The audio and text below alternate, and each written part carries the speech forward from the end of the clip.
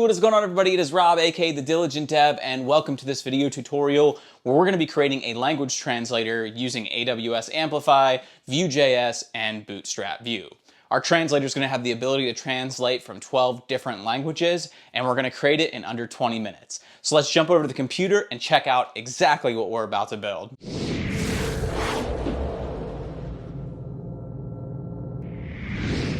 Okay, so here we are over the computer, and I have our language translator that we're going to be building, and you'll see we have a text area up top with some text that you can enter to be translated. You can select the from language, which would be coming from this text area. You can select the to language, and it'll translate the text after you click on the translate button. So let's go ahead and test it out. We'll say, hello, how are you? We will select that the from language is English, and we'll select the to language as Spanish, and we'll hit translate, and you'll see that the translator translates our text. We could actually go ahead and copy this and paste it up here and change this to Spanish and this to English to see the reversal of it, and it's exactly what we have there. So let's start coding this out. First thing you're going to need to do is sign up for an AWS account if you don't already have one. So you can go to aws.amazon.com and go ahead and sign up for one. The next thing we're going to do is install the Amplify CLI. So we'll open up a new terminal, and you'll want to run the command npm i-g for global at aws-amplify/CLI. And if you're on a Mac, you'll probably have to put sudo in front of this. But I already have this installed, so if you don't, go ahead and pause the video here, install it, and come back. The next thing we're going to do is create our Vue project. So to do that, I'll cd into my desktop, and I'm going to run the following command: npx vue creates language translator. And then I'm going to choose the default, and once this is done, I will be right back. Now that our project's been created, I'm going to go ahead and open a new terminal. And inside of this terminal, I'm going to run the following command: amplify configure. And what this is going to do is open a page prompting us to sign in to the AWS account that we've already created in step 1.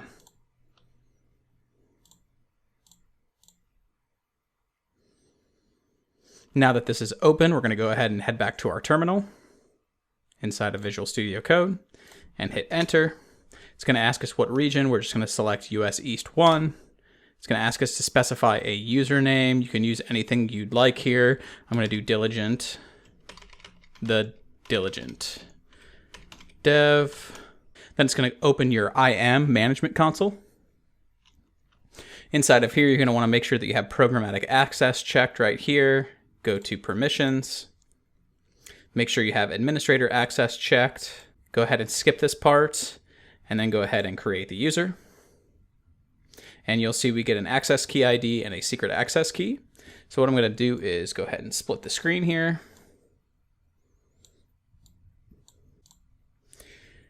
And all we're going to do is hit enter. It's going to ask us for that access key. So you're going to want to go ahead and copy it and paste it in there. Then it's going to ask you for that secret access key. So you're going to want to copy that and go ahead and paste it in there.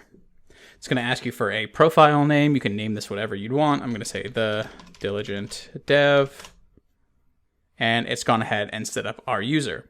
The next thing we're going to do is run this following command: amplify init. And what I'm going to do is go ahead and minimize this and make this full screen. It's going to ask us for the name of the project. We're just going to hit enter for the default. You could name it anything you'd like. It's going to ask us for the environment. We're going to hit enter for default of dev. It's going to ask us what our default editor is. We're going to choose Visual Studio Code. And then it's going to ask us what type of project we're building. We're building a JavaScript project. The framework we're using is Vue. The source directory path is src, so we'll hit enter. The distribution path is dist, so we'll hit enter. And it's going to ask us for the build command, and that's the correct build command, and the start command. Let's just hit enter for those, and it's going to go ahead and set up our AWS CloudFormation. Now that that's set up, it's going to ask us if we want to use a profile. We're going to say yes, and then we're going to choose the profile we created in the last step. Then it's going to go ahead and initialize our project in the cloud, and while this is going on, I will pause the video and be back when it's done. And now that Amplify has been initialized inside of our project, we can go ahead and start adding Amplify features. So we'll say Amplify, add predictions. Under categories, we're going to choose convert. It's going to ask us if we want to add Amazon Cognito. We'll say yes. We'll go with the default configuration for authentication. It's going to ask us how our users will be able to sign in. We'll say username. Do we want to configure advanced settings? We'll say no, I'm done. It's going to ask us what we want to do here, and we're going to say translate text into a different language.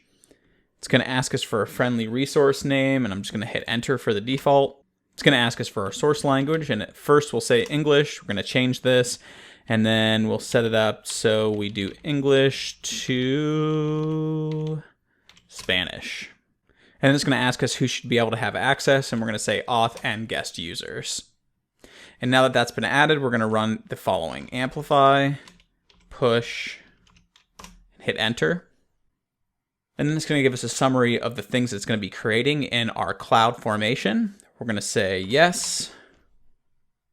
And it's going to take a while to update these resources, and I will be right back when they're finished.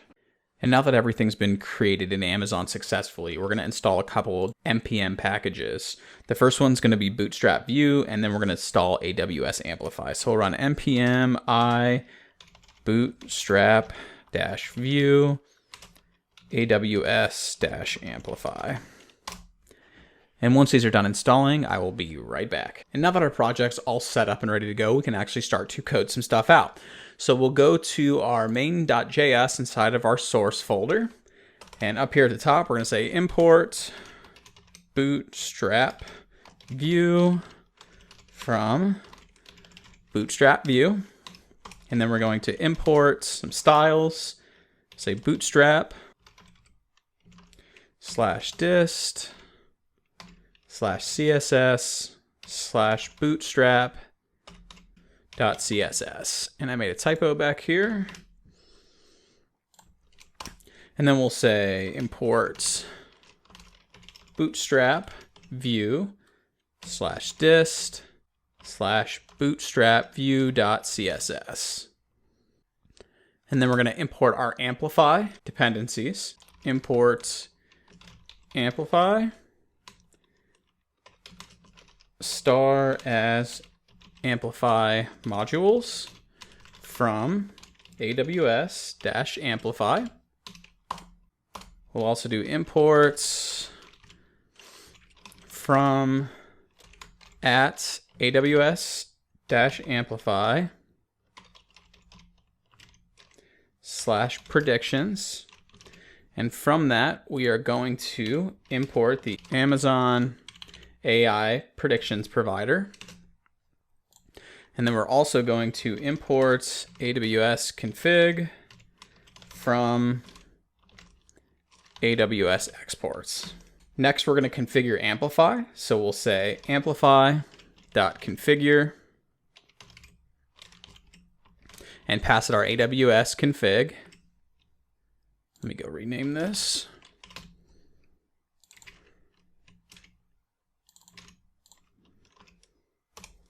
Then we'll say amplify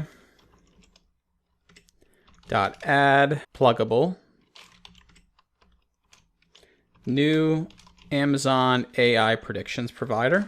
Below that, we'll say view dot use, and we'll pass our Amplify modules. And then we'll also tell Vue to use our BootstrapVue that we imported up top. And we'll go ahead and save all this. Then we'll head over to our app.vue. And inside of this div tag, I'm going to go ahead and get rid of everything. I'm going to get rid of this hello world import and the hello world component that's registered in the export default. Next, I'm going to come down to the terminal and run npm run serve so that we can launch a development server and see our changes in real time in the browser.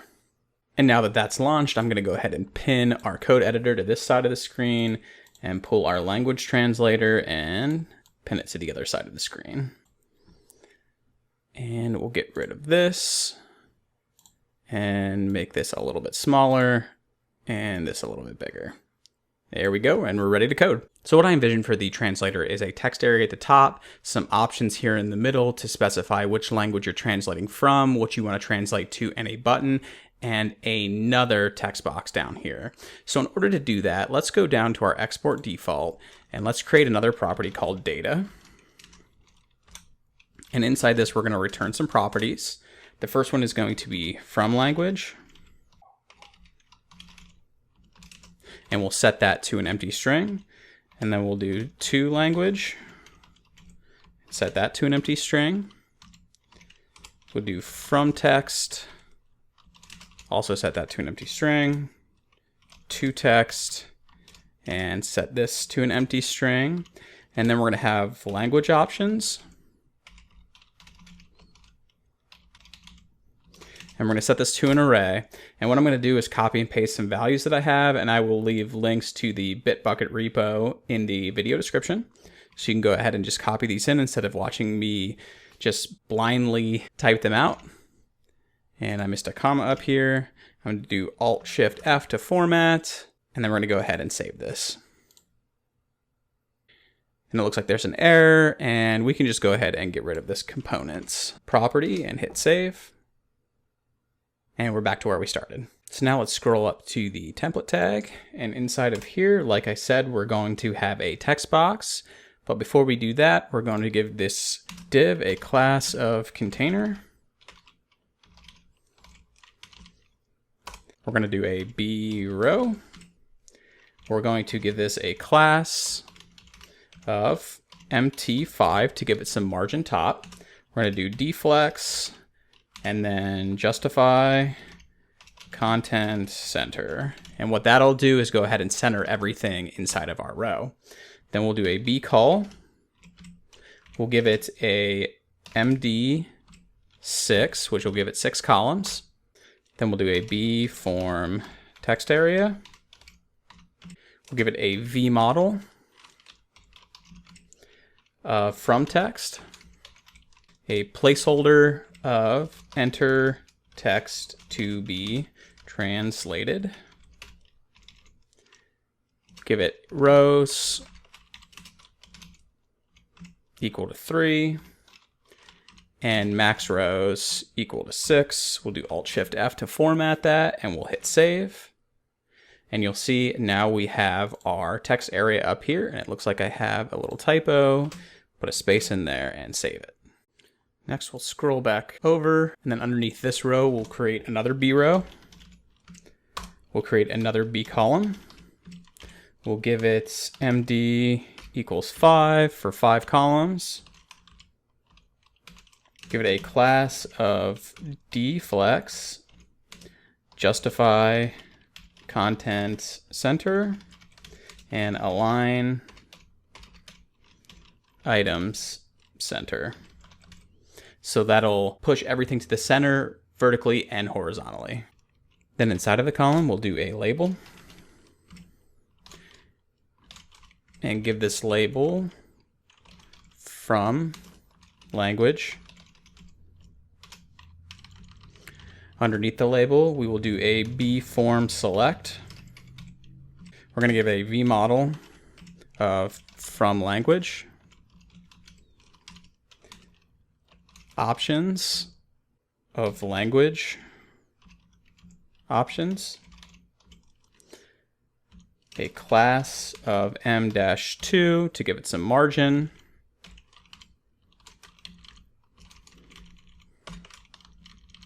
and a style equal to max.width 250 pixels. We'll do Alt-Shift-F and save that. And you'll see now we have our from language. And if we go to the drop down, we see we have all of our language options in there. We'll go ahead and scroll back over here. And since our to language is going to be essentially the exact same thing, I'm going to go ahead and copy this B call. And then we're going to paste it below. And we're just going to change some things. We'll change this to to. We'll change this to language. And we'll go ahead and hit save. And you'll see we have our to language with another option to select for the language that we want to translate to. Next, we'll need our button that we can press to fire our translator. So below this bcall, we'll add another bcall. We'll give it a class of deflex and justify content center here. Then inside of here, we'll do a button. We'll give it a class of M2 for some margin. We'll give it some text of translate. And then we'll bind to the click event. And we'll fire a method called translate text that we're going to create later. We'll go ahead and save this. And you'll see now we have our translate button. The last thing we're going to need is our text area below all of this that will display the text that we translated. So in order to do this, I'm going to scroll up to our other text area. I'm just going to go ahead and grab this row and I'm going to copy it. And I'm going to go down here and below this row, I'm just going to paste it in there. And then we're going to change this vModel to toText, change the placeholder to translated text will appear here. ... And then one last thing we're going to do is disable this so that nobody can edit the text inside of it. Then I'm going to go ahead and hit save. And you'll see we have our other text area where our translated text will appear. So the last thing we need to do is actually write our logic that will translate the text. And in order to do that, we're going to scroll down. And at the top of the script tag, we're going to import from AWS Amplify. And what we're importing is predictions. And inside of our export defaults, we're going to create another property called methods. And inside, we're going to create a method called translate text. And inside of this, we're going to say let translation equal await predictions.convert. And then we're going to pass in some properties. We're going to say translate text. We'll say source text equals this dot from text. Language equals this dot from language. And then outside of source, we will say target language equals this dot to language. And outside of all of this, we'll say this dot to text equals translation.text. And go ahead and save all that. And we see we get an error, and that is because this is not an async function. So we just had to put async there and go ahead and save again. And now we're ready to test out our translator. So we can come up to this top text box and type in hello. We can type that the from language or select the from language is English. The to language, let's do Spanish. Let's hit translate. You'll see it says hola. We can do something like French, bonjour. Maybe we'll get a little bit more creative and say, hello, how are you doing today? And English is still the from language. We'll switch it to Spanish, translate it. That looks correct to me. Go to French. I'm not too sure if this is correct. Maybe someone who knows more languages than I do could verify this, but everything is looking really good. And that's going to go ahead and wrap it up for this tutorial. Now, there's lots of other things you could do with this, like translating your entire website for users, but I wanted to keep it nice and simple for this tutorial. So if you got any value out of this, please hit that like and subscribe button. It really helps out my channel. And if you have any questions, comments, or concerns, you can leave them below the video. And until next time, happy coding.